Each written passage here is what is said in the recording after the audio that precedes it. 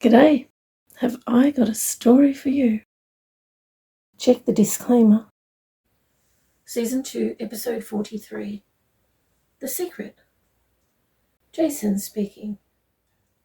In the distance, I can see a group of older boys and a girl. They are hugging some other children and a lady, clearly saying goodbye. I still think of these guys as the bunker boys, even though they technically have yet to reach the bunker. I remember them, but they won't remember me yet.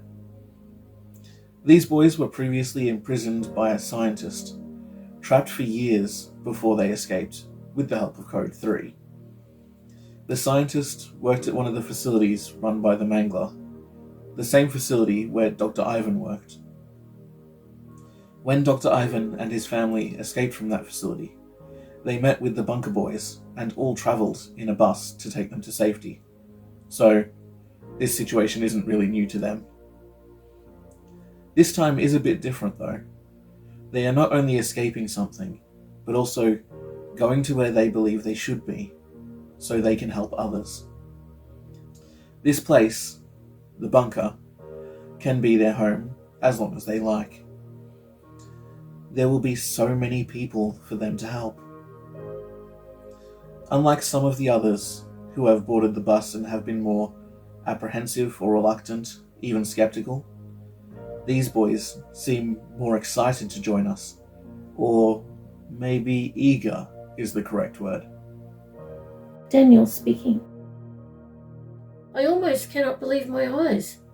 There's a big group of boys all boarding the bus, with one girl, and they all look really excited, not scared or worried. They are all chattering amongst themselves, talking about the different things they want to do to help other people. They are all carrying bags and parcels. They have heaps of supplies. I put my hand on my big bag from Brie and feel myself relax a little. It's good to know that I have some things too, things that are just mine.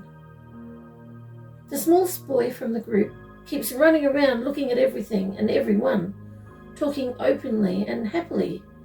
His eyes are so wide, like they are absorbing everything he sees so he will never forget. I've never seen anyone look so free. From the back of the bus, I can see two tallest boys sit at the very front, across from Brie. They seem a little different from the rest of the big group. They are a little more serious and having a quiet discussion between themselves, until one starts laughing and the taller one follows suit. I feel my shoulders relax. I didn't even know they were tense. I feel my eyes fill with tears, but I blink them away. I cannot believe that there are good people like this, so kind and fun and happy with each other. I have been thinking of this bus as a kind of a rescue bus, helping people escape from things. But it is more than that. People are boarding to be the ones doing the helping, not just to be helped or rescued. They are excited to look after other people. I can hear them all talking over each other about what they want to do when they get there. Organising rooms for people, making communal areas, preparing food, activities, making friends and finding good living spaces for family groups who want to live together. How big is this bunker? Maybe I will live near these boys. As I listen, I can't help hoping that some of their enthusiasm rubs off on me. Bree stands and holds up her hands to get everyone's attention. Everyone goes very quiet when she speaks, so we can all hear her and not miss anything. She lets everyone know what is happening. I see her smile at me when she explains that she will be coming with us to the bunker for a time, so everyone will know where to go and what to do. I am relieved. I did already know that she was coming, but it is nice to hear it again and know that she said it to everyone else too. It is more likely to be true if she says it to everyone and not just me. Since we are all going to be living together in the bunker, Bree suggests playing a get-to-know-you game. I get a little nervous.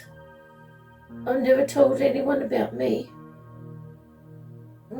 They say that we can keep it short, or explain why we are here. It is up to us. I do not know how much I want to tell, but as others start explaining their lives, what has happened to them, why they chose to leave and how they got here, I realize most are just like me. Tears eventually escape my eyes, as everyone tells of their lives and why they are here.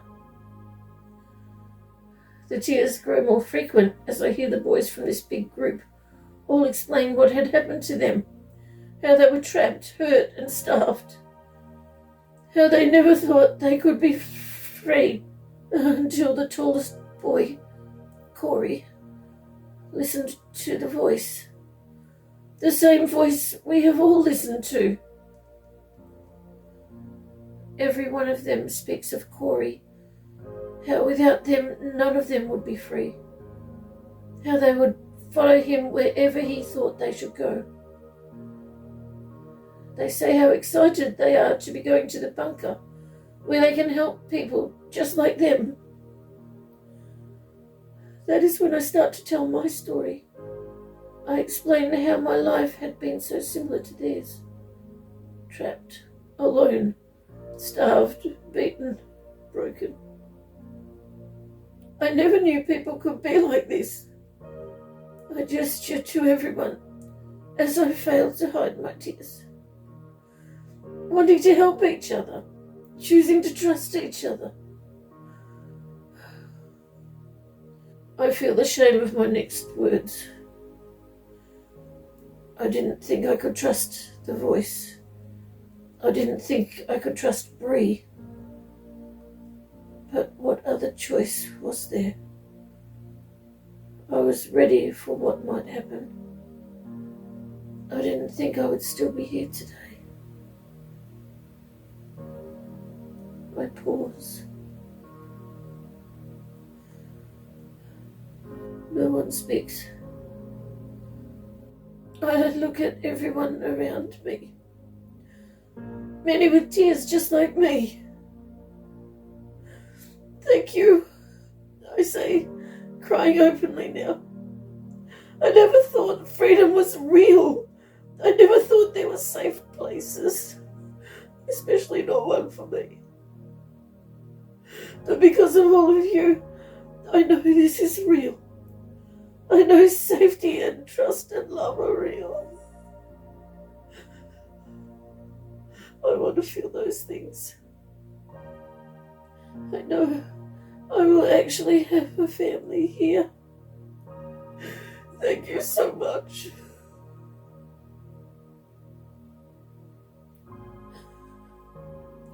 Everyone is quiet for a moment, as we have been after everyone speaks. This gives me time to compose myself. Everyone around me giving me friendly smiles as they too compose themselves. Then one of the boys from the big group calls out, "Wait, is your name Daniel?" I realise that all of my story I didn't mention my name, and I nod. Yes, I'm Daniel. I see him and the boy next to him grin at each other as the smallest boy runs up to me. "I planned your room," he says with an excited smile, opening a book in his hands, flipping through the pages, each with colourful room designs and drawn pictures of different floor plan sections of the bunker. He stops on a page with my name written on the top in messy handwriting. "See?" he says, now sitting next to me. "You'll have a bed and a desk and a big wardrobe for all your clothes. This door here is to your own smaller room. I don't know what it's for, but Code 3 said you might need it. I have no idea what to say. They knew I was coming. They planned for me. He turns the page back one. Here is the section where your room will be. He shows me a drawn floor plan of a big room with a bathroom attached. There is a kitchen, dining area, lounge section and 3 doors down the side with rooms attached. One labelled Daniel, that's me. One labelled Cameron and the last labelled Andrew. I look up as the small boy points. That is Cameron and that is Andrew.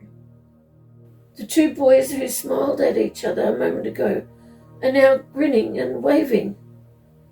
The small boy turned one more page. I didn't know where your guitar was going in your room, so I drew it over here. I feel tears in my eyes again.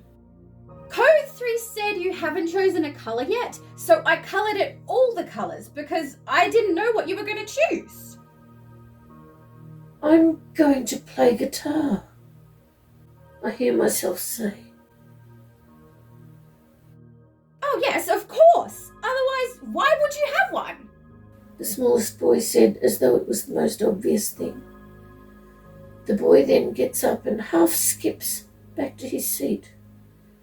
As he does, the 2 boys, Cameron and Andrew, who look closer to my age, rise from their seats.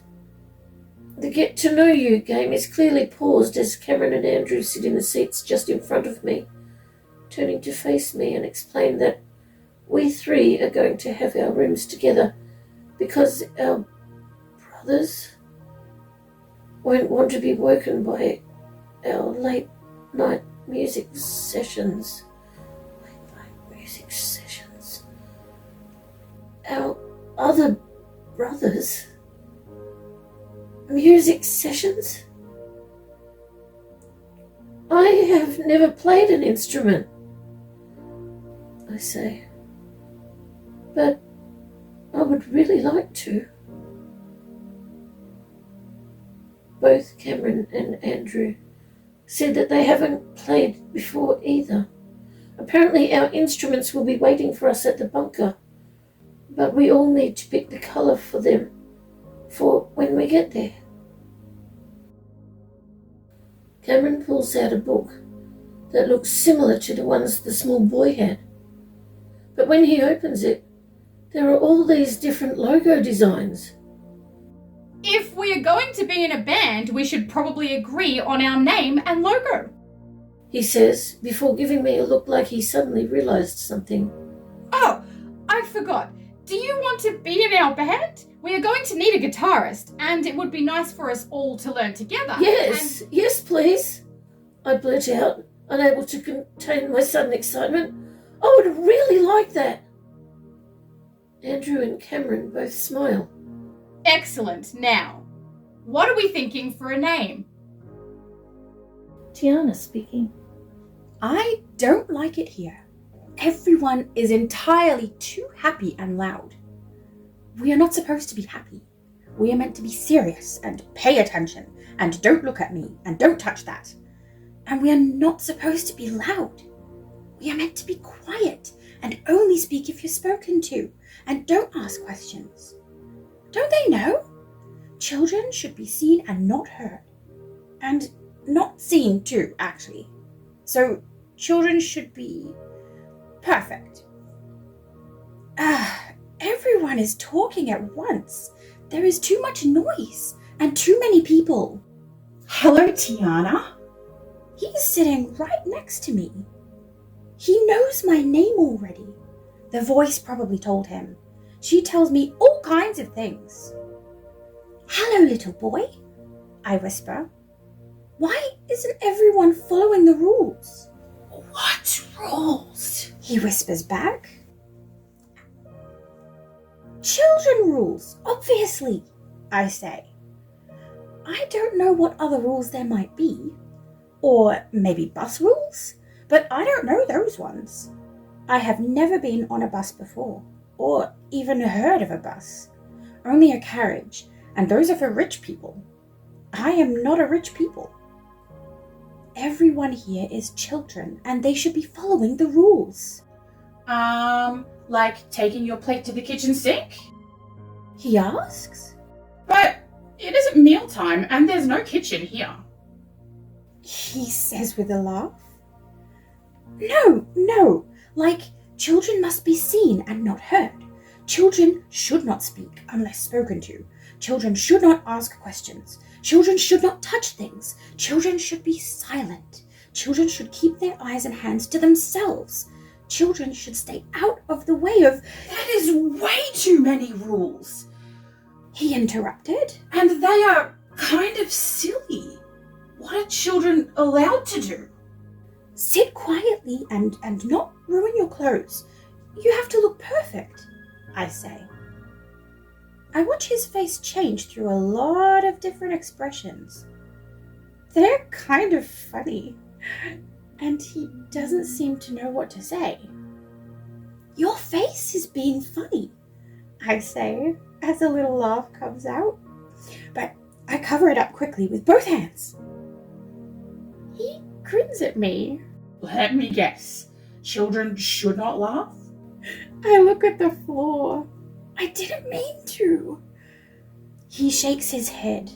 Do you like following those rules? No, not really, I say, a little confused. Do you think you need to follow those rules here? He asks. I look around at all the happy faces of other children, listen to the talking and the laughter and the happiness everywhere, and shake my head. No one is getting in trouble for breaking the rules here. Everyone is being fun. I think maybe those rules are for the old place that you came from. Here, you don't need those rules anymore. He says with a big smile. I nod slowly and then smile back at him, which makes him laugh, and that makes me laugh. My name is Isaiah. He says. And I already know your name. I came here to help people. I want to build rooms for people and help them have a good place to live. He flips through pages in his book, showing me his pictures of rooms and things. I want to make really big rooms where people can do fun things together, like big meal times and dancing and playing together. And you can help if you like. I stare at his book. I wonder if I can have one of those to make pictures of the things I can do to help everyone too. Why did you come on the bus, Tiana? He asks. I look over at the funny man who is driving and remember when he appeared out of nowhere. There were only 2 places to enter. He didn't come down the stairs. The door at the top never opened. I know, because it is so bright in there and loud. He didn't come through the tunnel either. I was watching the tunnel. I always watched the tunnel. It is dark and I don't like when the adults come out of there and try to scare me. He was just suddenly standing there, facing away from me and looking all around. I heard him say, Well, this is new. Before he turned and saw me. He seemed surprised that he was there, but he smiled at me. Not that yucky smile that all the other adults have. A nice one. Actually, a funny one. He started touching the outside of the cabinet, feeling around for the latch and asking me if I would like to go somewhere better, where I'm not stuck behind glass. I nodded and stood up, pointing to the side of the display cabinet with the latch. It opens there. I often thought about what I would do if the latch was ever left opened, instead of sitting perfect and waiting every day for the adults to come. I would escape and run as far away as I could. The voice must have heard me thinking, because she said someone would be coming to open the latch. And not just that, but he would take me to a place where I could be free. I didn't really know what free meant, but I wanted to go. I needed to go. Anywhere must be better. The voice told me the plan, the latch, the rift, the road, the bus, the secret, the bag of things that are mine, and the bunker. She said to call her Code 3, which is a very silly name, but she knew everything, and mind information is so fast. She told me everything in seconds. The funny man put out his hand and I took it. Then a big, blue, zigzaggy light was under our feet and ping! I was standing beside a road with him. I didn't have to run or anything, we were just there. I hadn't seen a road in a very long time, and it looked so different from what I remembered. It is very flat and black and hard, not dusty. The funny man looked down at me and said, The bus will be here in a moment. I nodded. I knew the plan. You had better hide, I said, trying not to smile. I watched as he hid behind a tall tree where I could still see him, but no one else would. The funny man whispered. Don't forget, he won't remember you yet. Then he put a finger over his lips, reminding me not to say anything. I nodded and faced forward as I saw a big machine coming towards me along the black road. The bus stopped right in front of me, and when the door opened, there he was, the funny man, driving. I looked at Isaiah and smiled. The funny man came and told me that I could go somewhere better. He had a smile like yours, I said, pointing to his face. I wanted to be free, and he was happy. I wanted to be happy too. And now I can be happy because the rules don't matter here. I could feel myself smiling really big. I leaned to Isaiah and whispered, I think we should make new rules. He nodded and opened his little book. Rule 1. This episode was written by Laura Reily Truth and Jaron Truth. Thank you so much for joining us with the cuppa. We appreciate your company.